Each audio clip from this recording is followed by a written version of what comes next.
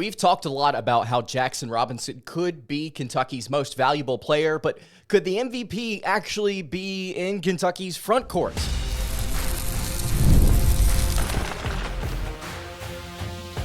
You are Locked On Kentucky, your daily podcast on the Kentucky Wildcats, part of the Locked On Podcast Network, your team every day. All right, what's going on, Big Blue Nation? Welcome on into Locked On Kentucky, your daily Kentucky Wildcats podcast. I'm your host, Lance Dawe, and on today's episode of Locked On Kentucky, we are going to be discussing why Amari Williams could be Kentucky's most valuable player this year, and we're going to utilize some quotes from Jaxson Robinson to support that. Also on today's episode, CBS Sports slander Matt Norlander has released a top 25, and not only just a top 25, a top 100 rankings for the preseason. Where does Kentucky fall? I think you're going to like it, but the rankings around it are kind of confusing. And then to wrap up the show, I want to discuss just how important Lamont Butler could be to UK this year. Today's episode is brought to you by GameTime. You can download the GameTime app, you can create an account, and you can use code LOCKEDONCollege for $20 off your first purchase. Thank you so much for making Locked On Kentucky your first listen every single day.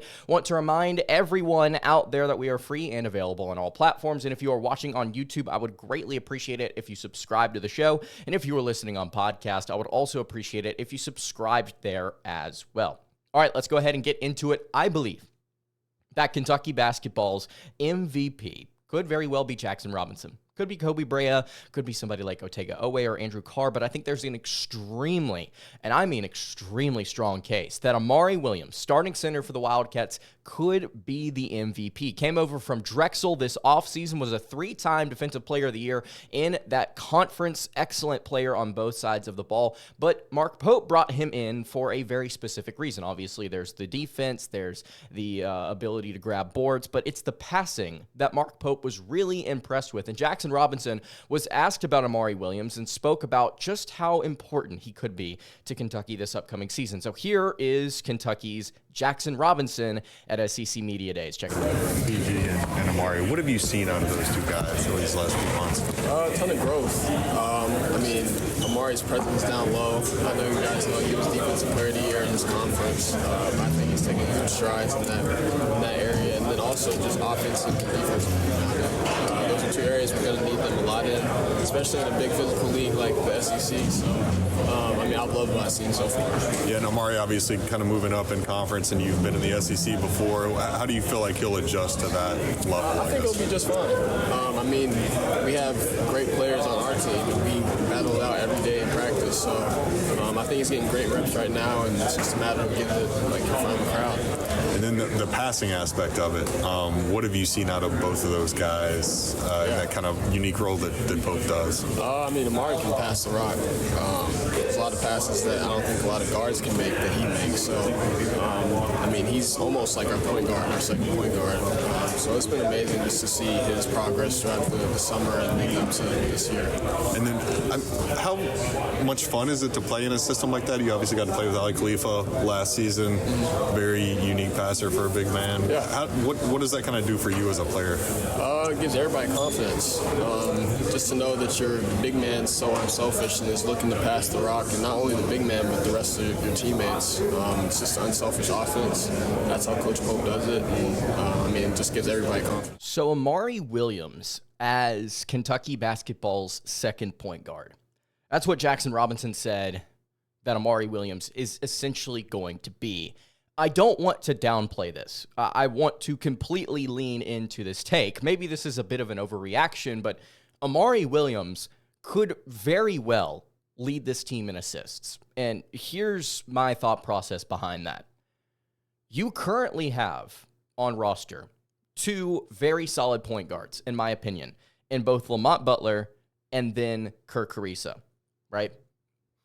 You are going to start Butler over Kriisa. And Butler, if you go and look at his assist numbers from last year, I'll just go ahead and pull them up. They weren't bad, but they weren't exceptional. And that is simply because he split time between the 1 and the 2. If you go and look at KenPom, he actually played just a slight majority of his minutes. Maybe an oxymoron. He played the majority of his minutes over at combo, or at the 2. He played combo guard. He had a 3 assists per game last season. He's going to be splitting time this year with Kirk Carissa, who is just an excellent assist man. Averaged almost 5 assists a game last year, but at the same time, he's going to be coming off the bench. He was a starter at West Virginia a season ago. So I think you see some lower assist numbers for Carissa, possibly. You see some, say, similar to slightly higher assist numbers for guys like Lamont Butler. I don't think Jaxson Robinson's going to be leading an assist. I think he's going to be primarily a scorer, and that's what he's going to be asked to do. I don't think Andrew Carr is going to be leading an assist. I just don't think that's how Kentucky's going to utilize him a ton. In fact, I think he's going to be on the receiving end of a lot of passes and stuff that Kentucky wants to do in their actions. But Williams and Garrison, everybody has talked about how important their passing has been at the top of the key and on the wings for cutters. And Butler actually talked about this quite a bit at media days, about how willing some of his the guys on the team are to cut. Like, they're excited to not necessarily be the ones controlling the game, controlling the offense. And I'm talking about the guys on the backcourt here, but they're excited to play off ball and find ways to get open, find ways to cut. And it's been really, really efficient and has worked really well. Everybody is enjoying it. And Amari, if he is that good of a passer, and Kentucky is going to utilize him as such in a variety of their actions this season, probably more than we currently expect, you are going to see Amari have really solid assist rate. You're going to have to see him have really solid assist numbers. Ali Khalifa a season ago is a perfect example of why this is possible. He was 3rd in the Big 12 in assist rate a season ago, behind 2 all Big 12 guards. And Ali Khalifa was some like 2nd or 3rd string forward/center that came off of the bench, right? And really came on, obviously, a season ago, but was not that effective prior to his stop at BYU. Amari Williams could be Kentucky's most valuable player if you pair the assist rate and those numbers, potential numbers, with the defense, with the rebounding, with the scoring. He could be an extremely, extremely valuable piece. Let's continue the show here. We're going to talk about how Matt Norlander could very, very well be on a little bit of crack. He released his CBS Sports Top 101 rankings, and they're interesting. I'll say that. Before we dive into it, though, I want to tell you guys about our friends over at GameTime. GameTime is the place you need to go to get all of your tickets for live events in your area. That includes sports, comedy, theater, anything near you. It has been incredible to go to college football and basketball games using GameTime, also MLB games as well, but obviously the season's wrapping up there. But it is just, man, the atmosphere of a college basketball game is unmatched. Do you guys know that? Those of you who have been to Rupp Arena and various neutral sites that Kentucky has participated in, this is the place to go and get your tickets, because they have a new feature called GameTime Picks that makes getting tickets to see your favorite teams play live even easier. GameTime Picks filters out the fluff to show you only incredible deals on great seats, so you don't have to waste time searching through thousands of tickets. They also have seat views from your seat in the app. They have all-in pricing, so you can see exactly what you're going to pay up front. It's not hidden. You don't have to get to checkout and realize that your order is essentially double because of hidden fees or anything like that. They also have the lowest price guarantee, which means GameTime will credit you 110% of the difference if you find a ticket in the same section and row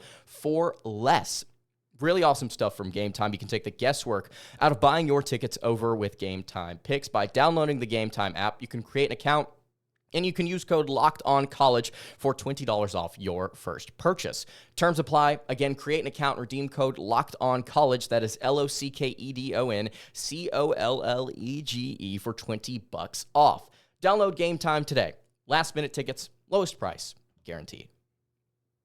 All right, continuing along here on the Wednesday edition of Locked On Kentucky. Lance Dawe hanging out here with you. I really appreciate you guys checking out the show today. If you have not subscribed to the YouTube channel or the podcast feed, I would greatly appreciate it if you did so. So we've talked a lot recently about how preseason polls and computer models, they don't necessarily see eye to eye when it comes to what exactly Kentucky basketball is this season.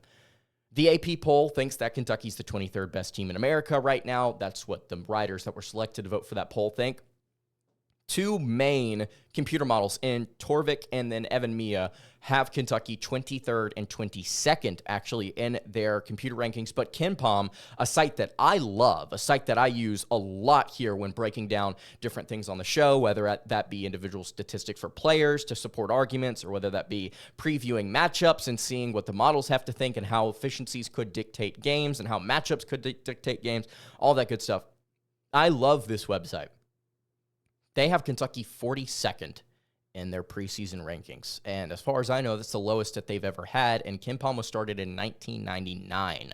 So, naturally, begs the question, what gives? Why does it seem like these computer models, these major computer models, sort of differ from the humans, and the humans only put them there because of certain poll ratings and stuff? Like it's kind of a mess right now.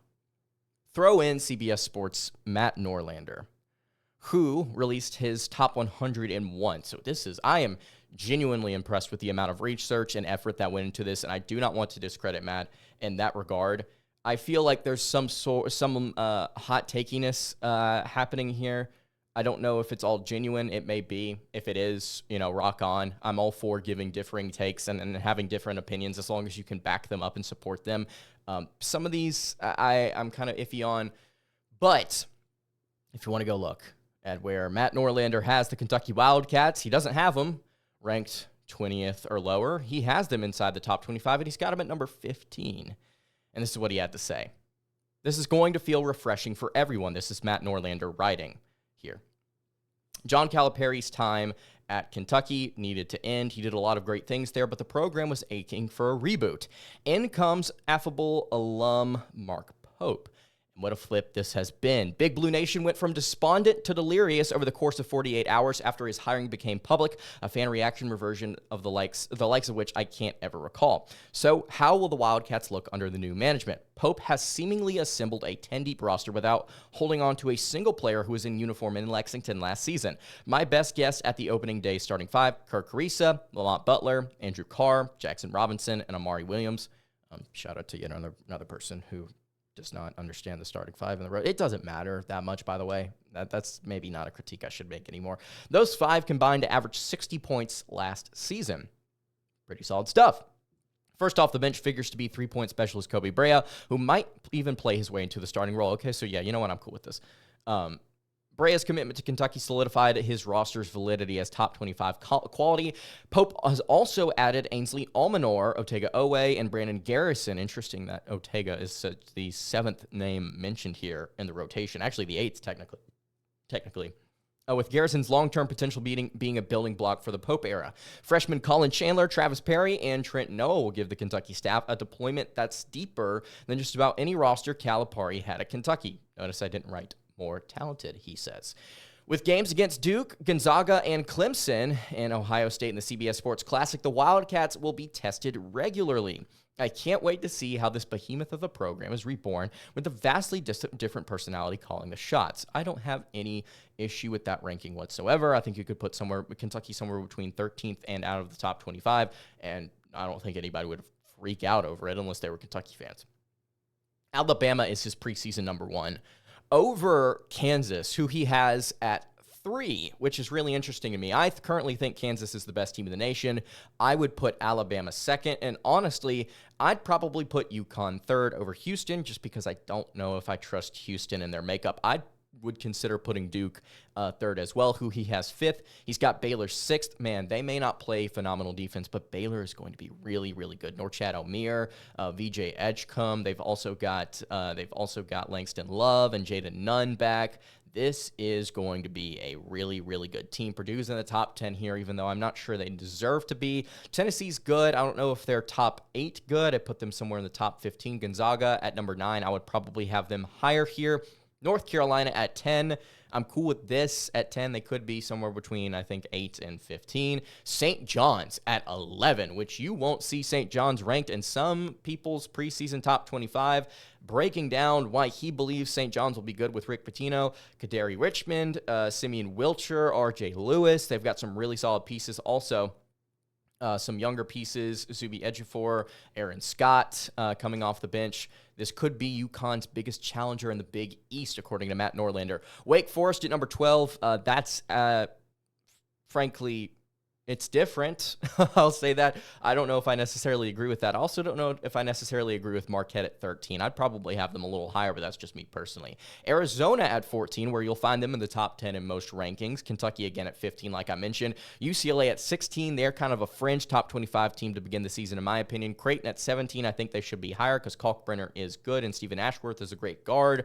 Michigan at 18 with Dusty May at the helm. I think Michigan is an interesting choice, as is Boise State at number 19. You've got number 20 Indiana. You've got 21 Iowa State. Iowa State is a top 10 team, I think, according to a lot of people. He's got them at number 21.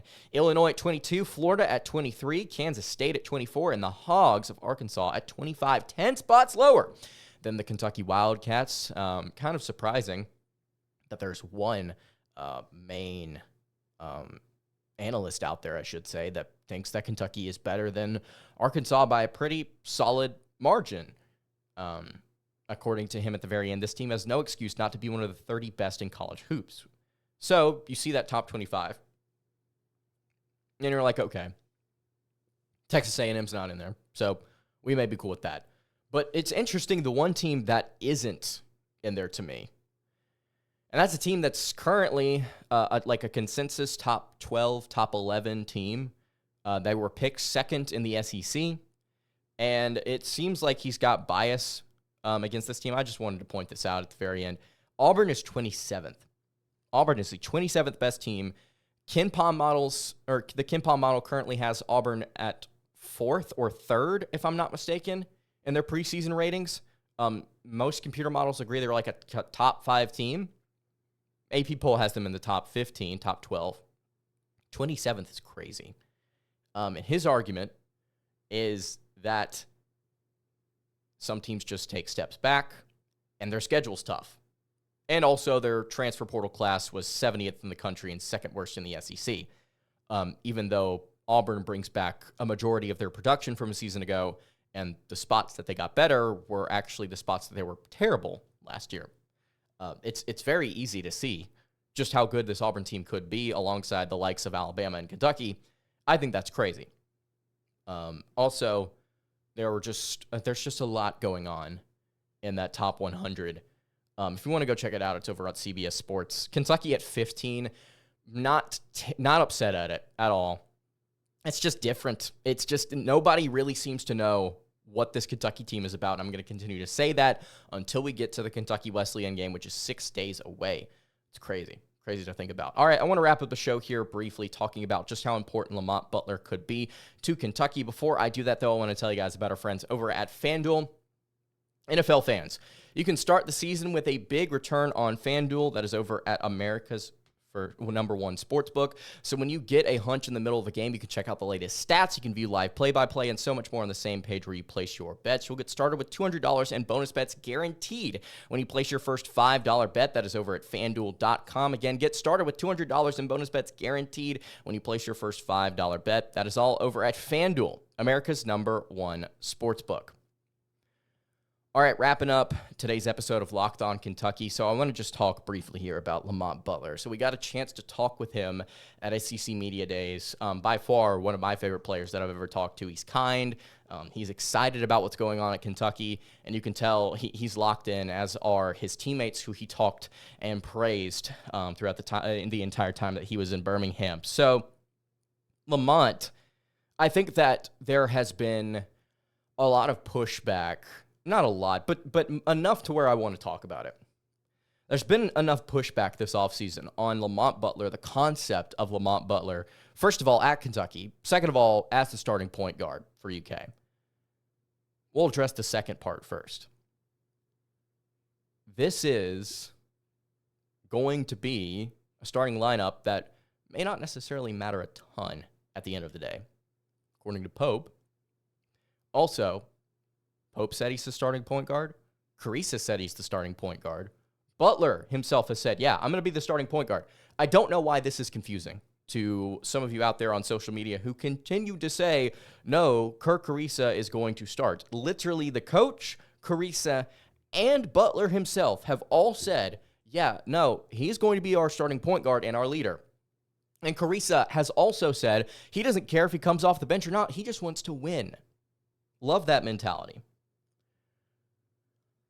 So we get past that. That is just reality. And I'm not trying to be hateful. For those of you out there that just don't like it because of, his 3-point percentage away, it's okay. Carissa's going to play too. Just because he starts doesn't mean he's going to be non-existent. This is an extremely valuable pickup for Mark Pope and company. You do not just simply stumble upon a starting point guard that has won Defensive Player of the Year twice in his conference, that has also made it to the national championship game, and has also hit a game-winning shot in the NCAA tournament. You don't just find players like that lying around on the streets of the transfer portal. This is a special edition. He may not be physically imposing. He's like 6'2", 6'1", 190, right? But he is the best on-ball defender that Kentucky has on their roster, hands down. One of the best defenders Kentucky basketball has seen in the last decade plus. He's going to lead this team well. He is going to be a solid personality to lead, not just a solid player. He's going to bring it with his defense. I think he's going to play really well in transition. I've been watching a lot of Butler film recently. It's impressive to me just how well he glides to the rim and finishes through traffic. I think it's an underrated part of his game as a scorer. It's a reason why he averaged 9+ a game a season ago at San Diego State. He is going to prove very quickly why he is desperately needed on this team for defense at the guard position, leadership, and then clutch factor. I think he's going to be a dude that Kentucky looks to throughout the course of the season. He's going to be very important. Let me know what you think in the comments below. That's going to do it for today's episode of Locked On Kentucky. Hey, you can follow the show on Twitter at Locked On UK. You can follow me on Twitter at LanceDahl_, and you can follow the show over on Instagram. That is at Kentucky Podcast. Any questions, comments, concerns, leave those in the YouTube comments below. Hit me on the socials. I will see you all tomorrow for another episode of Locked On Kentucky. Hope you guys have a great rest of your day, and God bless.